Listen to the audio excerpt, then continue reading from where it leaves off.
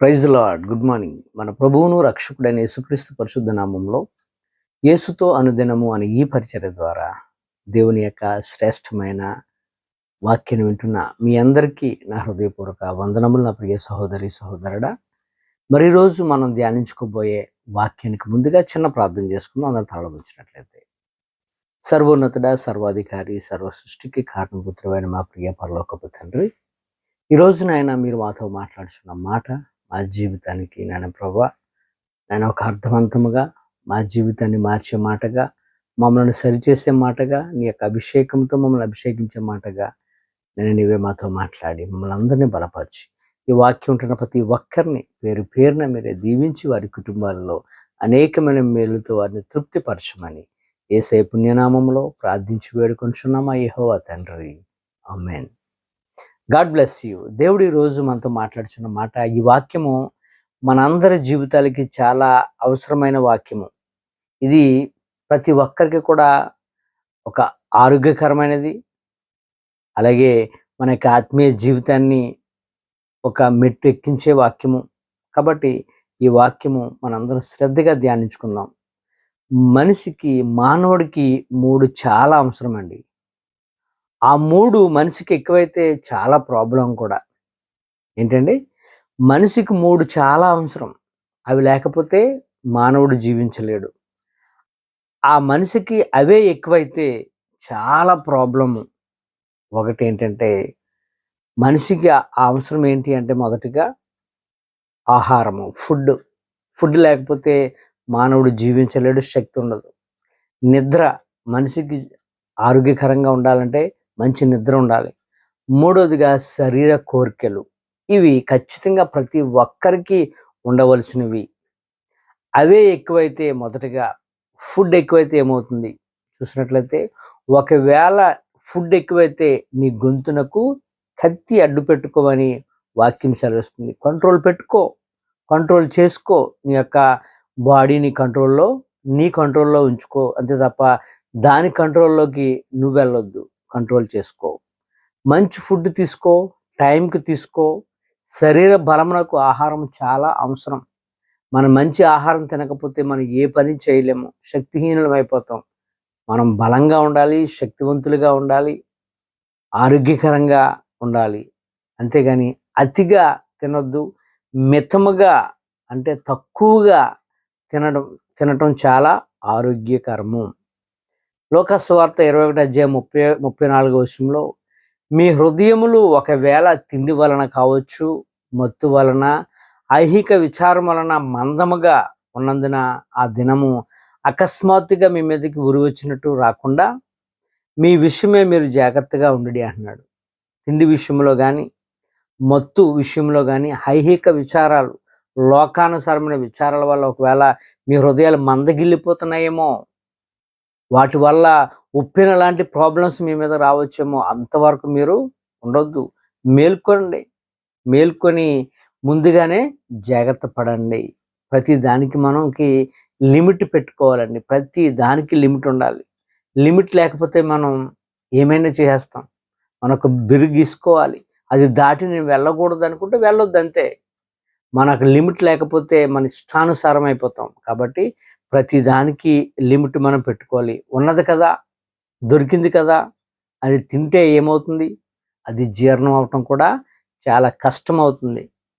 మనం ఎప్పుడు కూడా మన పొట్టను మరి ముఖ్యంగా కొంచెం ఖాళీగా పెట్టుకోవటం ఆరోగ్యకరం. కంట్రోల్ చేసుకోలేరు కొంతమంది. చాలామందిని చూస్తాం, తినేసిన తర్వాత చాలా ఇబ్బంది పడుతూ ఉంటారు. అది అంత ఆరోగ్యకరమైనది కాదు నా ప్రియ సహోదరి సహోదరుడా. కాబట్టి మనకి ఫుడ్ ఎంత అవసరమో ఆ ఫుడ్ వల్ల కూడా అంత అనార్థం కూడా ఉంది ఎక్కువైతే. రెండోదిగా మనం చూస్తే, మనం ఆరోగ్యంగా ఉండాలి అంటే కంటి నిండా నిద్ర ఉండాలి. కంటి నిండా మనకి ఎప్పుడైతే నిద్ర ఉందో మనం చాలా ఫ్రెష్ అవుతాం. ఎలాగంటే, చిన్నపిల్లలు అయితే వారు ఎలాంటి నిద్రపోవాలంటే, రోజులో కనీసము 9 లేక 10 గంటల వారు నిద్రపోవాలి. అదే పెద్దవారు అయితే రోజులో కనీసము 7 లేక 8 గంటలు నిద్ర ఖచ్చితంగా ఉండి తీరాలి. ఆ నిద్రలోనే, ఆ రెస్ట్‌లోనే బాడీ ఏమవుతుందంటే అలసట నుంచి సేద తీరుతుంది. మనలో ఉంటున్న అనారోగ్యాలన్నీ కూడా ఆ నిద్రలోనే హీల్ అయిపోతాయి. నిద్రలోనే మైండ్ అంతా కూడా రిఫ్రెష్ అయిపోతుంది. వాక్యం సెలవిస్తుంది.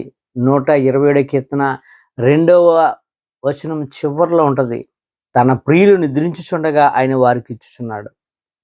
మన నిద్రలోనే మనకి ఎలాంటి అనారోగ్యం ఉందో ఆ నిద్రలోనే హీల్ అయిపోతాం. ఆ నిద్రలోనే మనకు కావాల్సినవి అన్నీ కూడా జరిగిపోతాయి. ఎందుకంటే దేవుడు మన పక్షముగా కార్యాలు చేస్తాడు. కాబట్టి నిద్ర చాలా అవసరం అండి. సమస్త రోగాలు, డిప్రెషన్‌లో, అలసట అన్నీ కూడా నిద్రలోనే సెట్ అయిపోతాయి. మరి ముఖ్యంగా భోజనం చేసిన తర్వాత చాలామందికి మధ్యాహ్నం న్యాపింగ్ ఏస్తారు. అది అంత మంచిది కాదు. ఆ న్యాపింగ్ వేయకపోతే వాళ్ళకి హెడేక్ వచ్చేస్తది.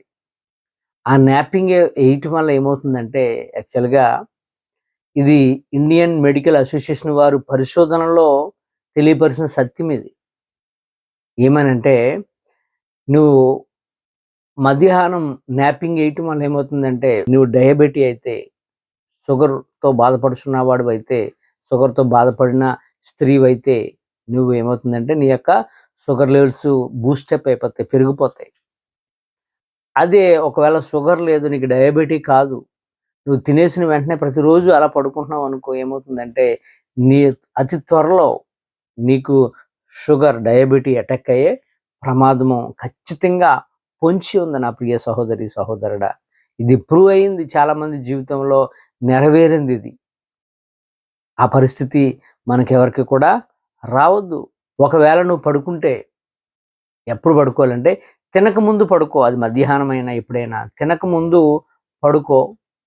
పడుకొని లేచిన తర్వాత తిను. అంతేగాని తిని ఎప్పుడు కూడా పడుకోవద్దు. అది మనకి అంత ఆరోగ్యకరం కాదు. మన ఆరోగ్యము మన చేతుల్లోనుంది. అదే నిద్ర ఎక్కువైతే ఏమవుతుందండి? నిద్ర తక్కువైతే అనేకమైన అనర్థాలున్నాయి. అదే నిద్ర ఎక్కువైతే ఏమవుతుంది? నిద్ర ఎక్కువైతే ఏమవుతుందో తెలుసండి? సోమరులైపోతారు. సోమరిపోతులైపోతారు. ఏ పని చేయలేరు. ప్రతి దానికి కూడా సాకులు ఎతుక్కుంటారు. ఏం చెప్తే ఇక్కడి నుంచి తప్పించుకోవాలని సాకులు ఎతుక్కొని జీవిస్తారు. బద్ధకస్తులుగా తయారవుతారు. అనారోగ్యాన్ని కావాలని వారి చేతులారా వారే కొని తెచ్చుకుంటారు. మూడోదిగా మనం చూసినట్లయితే సెక్సువల్ డిజైర్స్. మానవునికి తిండి, నిద్ర ఎంత అవసరమో అంతే అవసరము శరీర కోరికలు తీర్చుకోవటం. దాని ద్వారా రిఫ్రెష్ అవుతారు. అది అందరికినా అంటే అందరికీ కాదు. ఎవరికి అంటే వివాహమైన వారికి మాత్రమే. వివాహం కాని వారు ఈ యొక్క శరీర కోరికలకు దూరంగా ఉండాలి. వాటిని అణుచుకోవాలి మనలో. ఆశా నిగ్రహం ఉంది కదా! గలతీయులకు రాసిన పత్రిక 5:22లో 9ది ఆత్మఫలాల్లో ఆశా నిగ్రహము. ఆ యొక్క ఆశను మనం నిగ్రహించుకోవాలి. నిగ్రహించుకోవాలి. వ్యభిచారమునకు, జారత్వమునకు దూరంగా ఉండాలి. శరీర కోరికలు వల్ల అది వివాహమైన వారికి ఎంత రిఫ్రెష్ అవుతారో, అదే శరీర కోరికలు ఎక్కువైపోతే ఏమవుతుందంటే దేవునికి దూరమైపోతారండి. దేవునికి దూరమైపోతారు. ఉదాహరణకు సొలొమోన్ తీసుకుంటే చాలా తెలివైనవాడు. చాలా ఆస్తిపరుడు. అటువంటి సొలొమోను అంటాడు, ఆయనలో శరీర కోరికలు ఎక్కువ అయ్యాయి గనుకనే 1000 మంది స్త్రీలతో జీవించాడు. 1000 మంది స్త్రీలతో జీవించాడు. ఆయన అంటాడు ప్రసంగి గ్రంథము 2వ అధ్యాయం 10వ వచనంలో, నా కన్నులు ఆశించిన వాటిలో దేనిని అవి చూడకుండా నేను అభ్యంతరం చేయలేదు. మరియు నా హృదయము నా పనులన్నిటిని బట్టి సంతోషింపక సంతోషకరమైనది ఏదియో అనుభవించకుండా నేను నా హృదయమును నిర్బంధింపలేదు. ఇదే నా పనులన్నిటి వలన నాకు దొరికిన భాగ్యము అన్నాడు. నా కన్నులు ఆశించిన వాటిలో దేనిని చూడకుండా నేను అభ్యంతరం చేయలేదన్నాడు. నేను కంటితో ఏది చూసానో దాన్ని అనుభవించేశాను. నా హృదయంలో ఏమైతే తలంపు వచ్చిందో ఆ తలంపు ప్రకారంగా నేను చేసేసాను, నిర్బంధించలేదు, నో చెప్పుకోలేదు.